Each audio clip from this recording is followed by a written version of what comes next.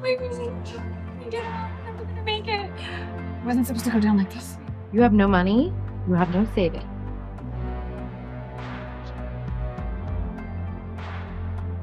You're not real chatty, are you? I don't have anything to say. Well, you're a beautiful girl from Eastern Europe, so that narrows down the possibilities.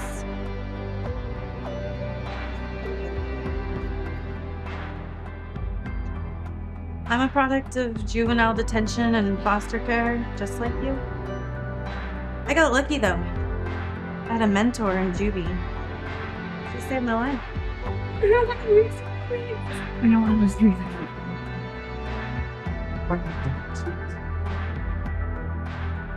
You're gonna pass through me like a hot potato. I'm so scared. Do you think you can be my mentor? Absolutely. Viewed through a queer, emotionally grounded lens that prioritizes women's interior lives over spectacle.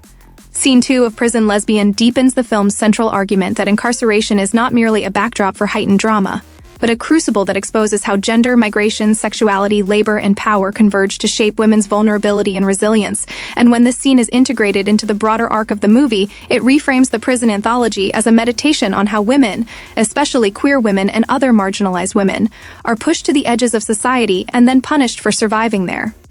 The encounter between Misha, a Polish immigrant facing deportation, and Karlie, a fellow inmate hardened by her own injustices, unfolds quietly and deliberately, resisting sensationalism in favor of a stark emotional intimacy that resonates profoundly with lesbian and LGBTQ+ audiences who recognize the familiar ache of finding connection in transient, unsafe spaces. From the moment Misha appears, hesitant and guarded, the film foregrounds displacement as a defining emotional condition. She is not only incarcerated, but already halfway erased. A woman whose body has been commodified, whose labor has been criminalized, and whose future has been decided by bureaucratic forces that neither know nor care who she is. For queer viewers, especially immigrants or those whose identities place them at the margins of national belonging, Misha's situation echoes the chronic precarity of existing under systems that treat some lives as disposable, and her fear of being sent back to a brutal prison in Warsaw becomes a metaphor for the inescapability of structural violence when one lacks citizenship, capital, or social protection. Karlie's initial guardedness, her sarcasm, her blunt questions, her weary familiarity with institutional cruelty, positions her as both witness and survivor. A woman who has learned that vulnerability can be dangerous, yet who still extends curiosity and, eventually, care. And this dynamic mirrors the way queer women often approach one another in hostile environments, cautiously aware of risk, but drawn together by shared recognition. The dialogue between them, stripped of romantic fantasy, becomes a confessional space where truths rarely believed outside prison walls are spoken aloud.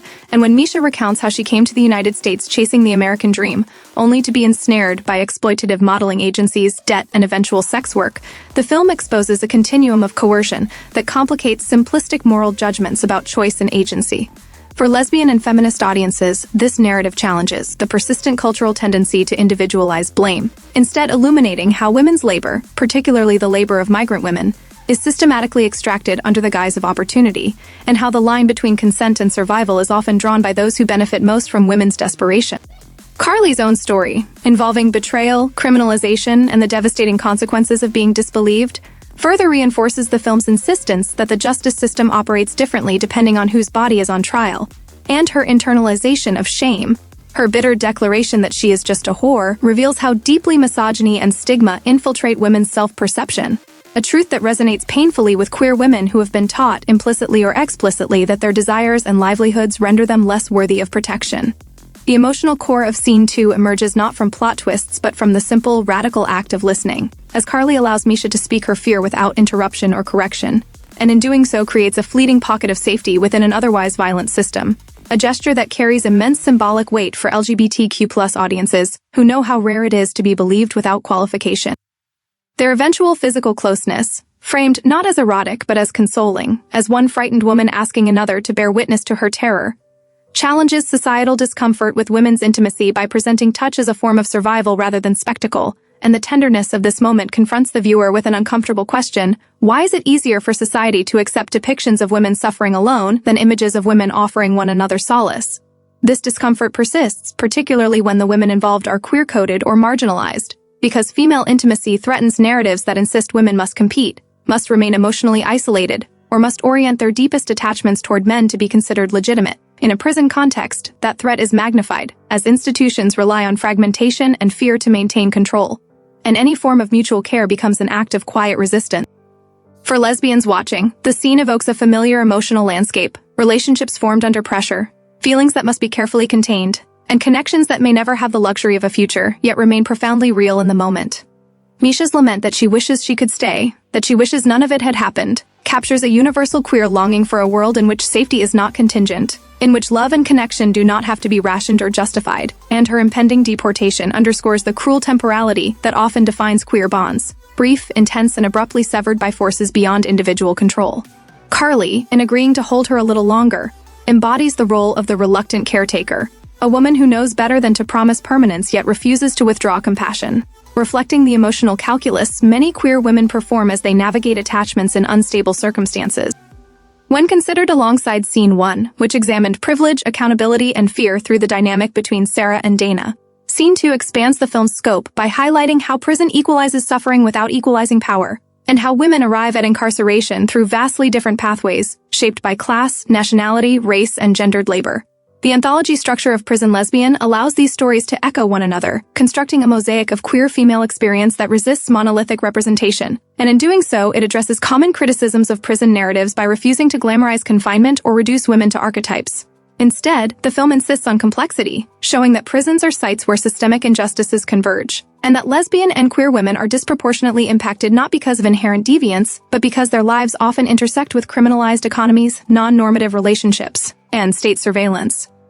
The criticism prisons receive, accusations of dehumanization, violence, and moral hypocrisy, finds emotional grounding here, as the film demonstrates how incarceration exacerbates trauma rather than resolving it, particularly for women whose crimes are entangled with survival strategies in a world that offered them few alternatives. By centering scenes of quiet connection rather than overt brutality, the movie challenges viewers to reconsider what constitutes harm, suggesting that the true violence lies not only in physical abuse, but in the constant erosion of dignity, autonomy, and hope.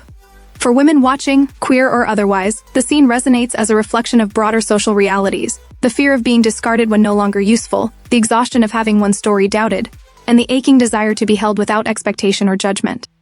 Misha and Karlie's interaction mirrors real-world pressures on queer women to minimize their pain, to justify their choices, and to accept fleeting comfort as the best they can hope for. Yet it also affirms the power of mutual recognition, even when it cannot change material outcomes. The film does not offer redemption arcs or tidy resolutions. Misha is still deported, Karlie remains incarcerated, and their connection exists only as a memory, but in framing that memory as meaningful rather than futile, Prison Lesbian asserts a radical truth, that visibility itself is an act of resistance, and that moments of connection, however brief, matter precisely because they affirm humanity in spaces designed to erase it. For an audience of women and LGBTQ+ viewers seeking authenticity rather than spectacle, Scene 2 stands as a quiet indictment of systems that profit from women's bodies while punishing them for survival, and as a tender acknowledgement of the ways queer women continue to find one another, even in the darkest places. Not to escape reality, but to endure it together.